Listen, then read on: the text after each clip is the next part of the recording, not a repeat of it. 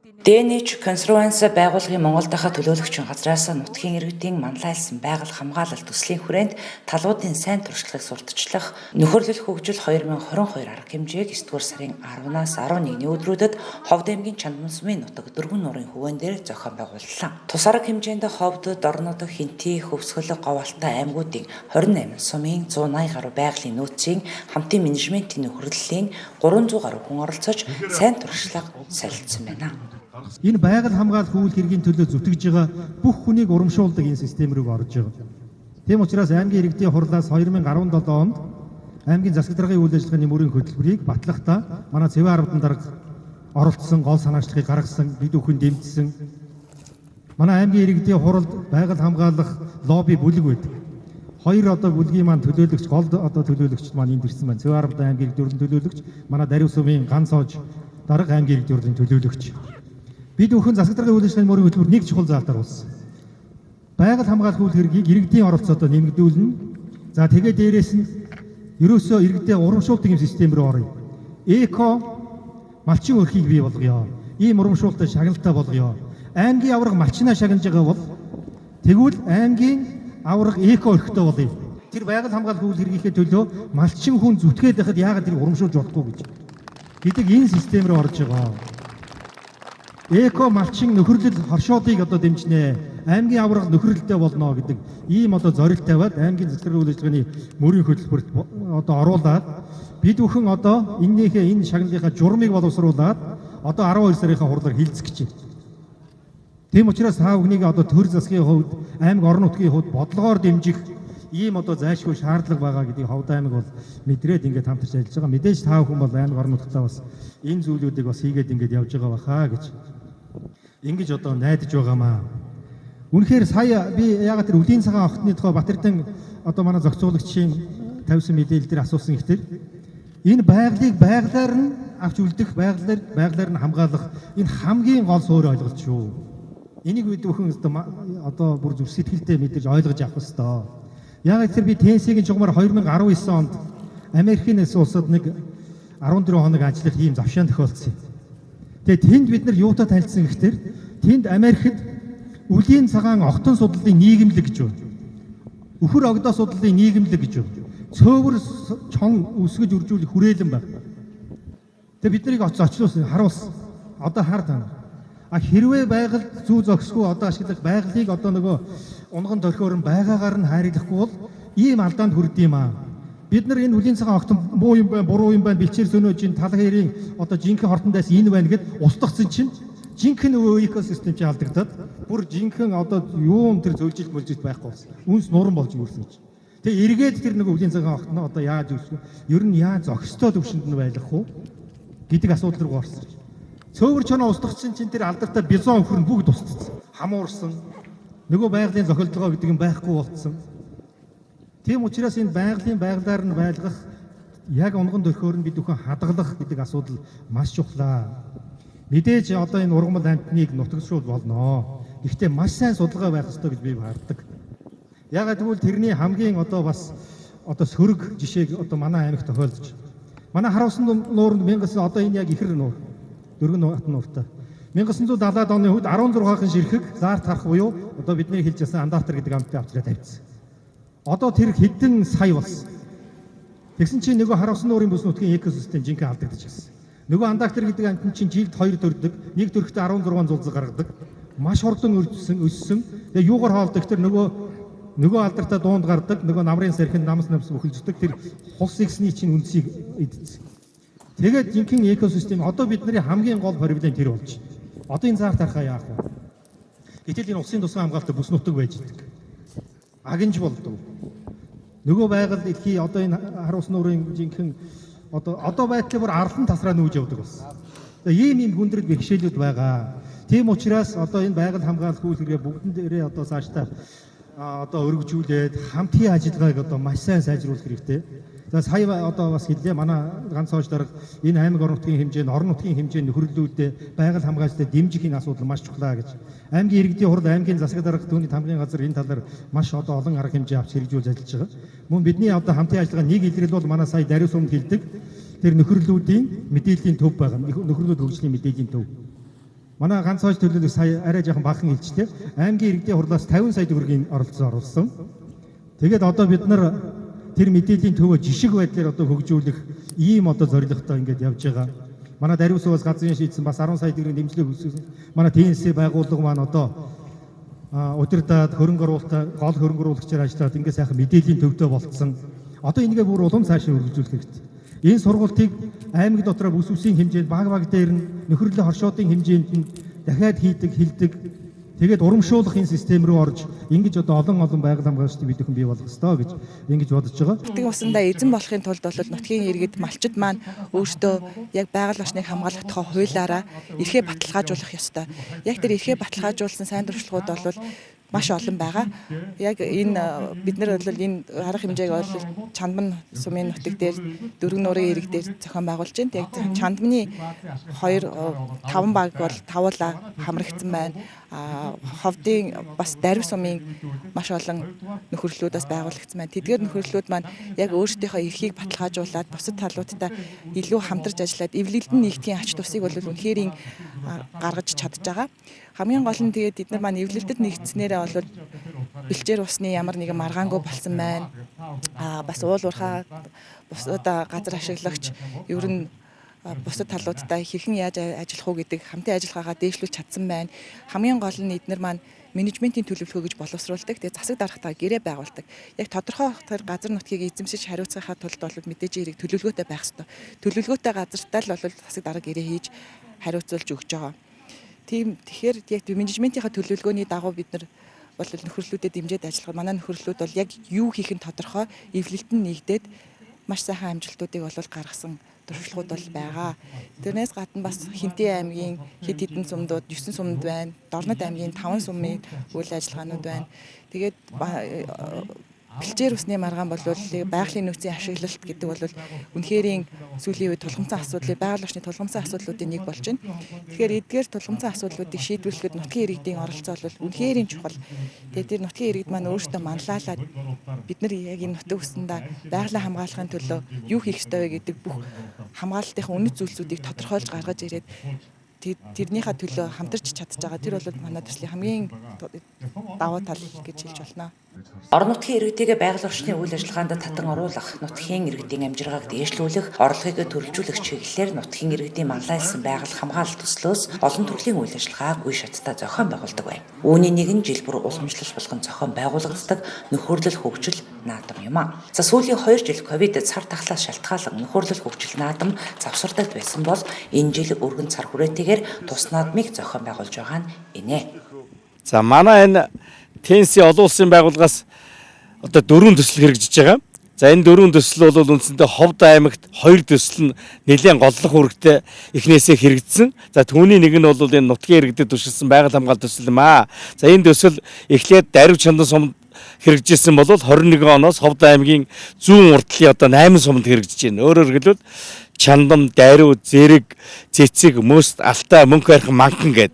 Тэгэд энэ сумуудад хэрэгжиж байгаа гол зорилго бол нутгийн иргэдийг, малчдыг одоо хуулийн дагуу нөхөрлийн зохион байгуулалтанд оруулаад тэгээд тэр хүмүүсийн одоо нутаг дэвсгэрийнхаа байгалийн нөөцийг зөв зөвхөстэй ашиглах хамгаалах төлөвлөгөөг нь гаргаад энэ төлөвлөгөөг хэрэгжүүлэхэд нь хамтран ажиллаж байгаа юм. Тийм учраас нэгдүгээр хуулийн дагуу нөхөрлүүдийн одоо энэ эрхээ баталгаажуулахад нь дэмжлэг үзүүлж байна. За хоёрдугаарт нь нөхөрлийн гишүүдийг чадваржуулах сургалт одоо янз бүрийн арга замын энэ одоо туршлага судлах одоо аялал наадам хүртэл нь бас нэг чадваржуулах арга хэмжээгээ ийм арга хэмжээнүүд их хэмжээгээр авч байна.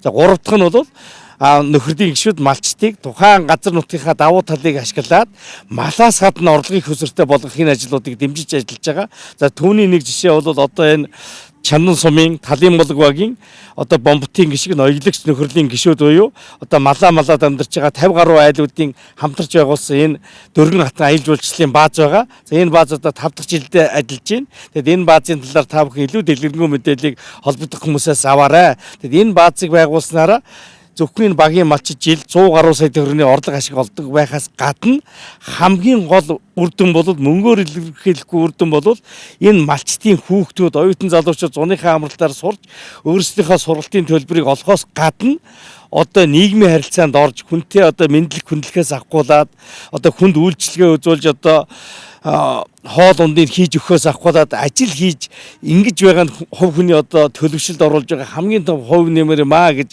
одоо Чандан сумын талын болог багийн Монгол Улсын гавьяат малчин 5 гуай тэгж ярьж байсантай би одоо санал хэлж байгаа. Тэгэхээр цалин мөнгнөөс гадна маш их хүн цөнийг бий болгож байгаа. Дээр нь байгаль дээлтэй байгаль орчныг хамгаалахад одоо хувь нэмрээ оруулж байгаа жишээ тухайлбал Ховдын Чандам, Дайруу гэдэг бүх сумуудад бий болж байна. За ингээд энэ Ховд аймагт бол энэ арга хэмжээг манай аймгийн иргэдийн хурал холбогдох сумуудын иргэдийн хурал засваргын зүгээс сайхан дэмжиж байгаа нь ажил амжилттай явахад бас их хувь нэмэр болж байна. Байгалийн нөөцийн хамтын менежментийн нөхөрлөл болсон орон нутгийн иргэд байгаль орчноо хамгааллыг хайрлая гэсэн чин сэтгэлээр нэгдэн цугларч сайн туршилгаа хуваалцсан 2 өдрийг хамт өнгөрүүллээ. Анх 2017 онд тухайн төслийг эхлүүлж байсан бол 5 жилийн дараа төсөлд тодорхой үр дүн үзүүлж орон нутгийн иргэд нэгдэн нээлж байгалаа хамгаалахаас гадна өрхийн орлогоо нэмэгдүүлж үр шимийг нь хүртэж байгаа сайн туршлага олон байгааг оролцогчид хэлж байлаа.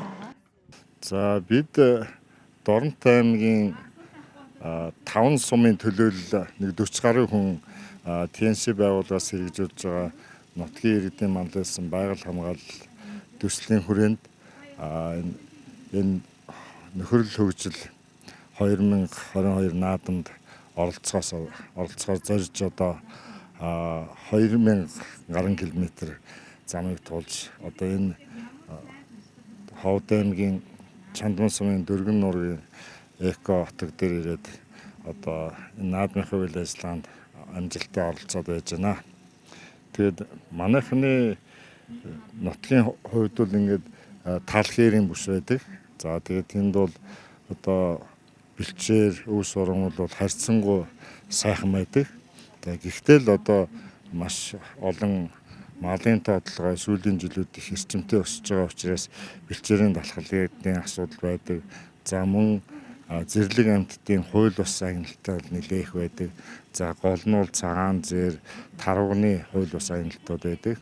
За тэгээд Монгол орн бол өргөн уудам газар нутагтай учраас за ингээд төрийн одоо хүчээр гэдэг юм уу, өөрөөр хэлбэл сумын байгаль орчны байцаагч, байгаль хамгаалагч нар бол 1-2-3 хүн бол тэр их өргөн уудам газар нутгийг тэр болгон очоод хянааж шалгаад одоо тэр хууль бус агнуурыг зогсоох юм боломж байхгүй. Тэгээд одоогор бол манай 5 суманд нэг 30-аад нөхөрлөл байгуулагдсан байна. Энэ 30-аад нөхөрлөлийн гишүүд бол нэг 500 гаруй өрхөөл байна. За тэр хүмүүсүүдэд баг энэ байгалийн нөөцийн хамтын менежментийн нөхөрлөлд орснороо энэ байгаль хамгаалах үйл ажиллагааны учрыг яагаад байгаль хамгаалах хэрэгтэй вэ гэдгийг ойлгодог болсноор бол тэр 500 гаруй одоо байгаль хамгаалах хэрэгтэй болсонтой адил. Өөрөөр хэлбэл нутгийн иргэд өөрсдөө маллаад явж байхдаа өөрсдийнхөө ажиллаж амьдарч байгаа газар нутгаар тэр хууль бус агнуурыг гаргахгүй байхад бас хүчин чармайлтын гарангууд гаргаж байгаа. Тэгэхээр бол энэ хууль бус агналт юмнууд бол бас багасах ийм сайн талтай байна. За тэгээд энэ Дөргөн нууц дээр исэн одоо манай бусад 4 аймгийн одоо олон нөхөрлөлийн төлөөллүүд ирээд манайхны хүмүүсүүд бол бүгд энэ бусад хоовод, хөвсгөл, говьалтай, Хинтээ аймгийнхаа бусад нөгөө нөхөрлөлийнхөө хүмүүстэй уулзаж танилцаад за тэгээд тэднэрийнхээ явуулж байгаа үйл ажиллагаанаас туршлага сургамжийг судлаад хүмүүс маань их сэтгэл өндөр байна. За зам дагуу ирж явахдаа бол одоо манайхныг бодвол энэ бэлчээрийн гарц ургамал бол баг таарууд ерөнхийдөө манайхны бидний ажилласнаар бол 3-4 зүйлийн ургамал байгаа. Тэгтэл манайд бол одоо хамгийн багадаа нэг 10 тэрнээс дээш зүйлийн ургамлуудтай байдаг. Тэгээд хүмүүс харьцуулаад хэрвээ одоо бид нар бэлчээрээ далхалчих юм бол одоо ийм болох юм байна гэдэг ийм ойлголтыг бол авч явах шиг байна. Тэгээд хүн болгон л одоо энэ зураг юмнуудаа аваад нөхөрлөлийнхөндөө очиж энэ нөхөрлөл хөгжил наадамд оролцсон тухай за энэ нутгийн байгаль цагаарын байдлын тухай бүгдээр л одоо хэлж ярих гэсэн ийм сэтгэл бол их өндөр байна.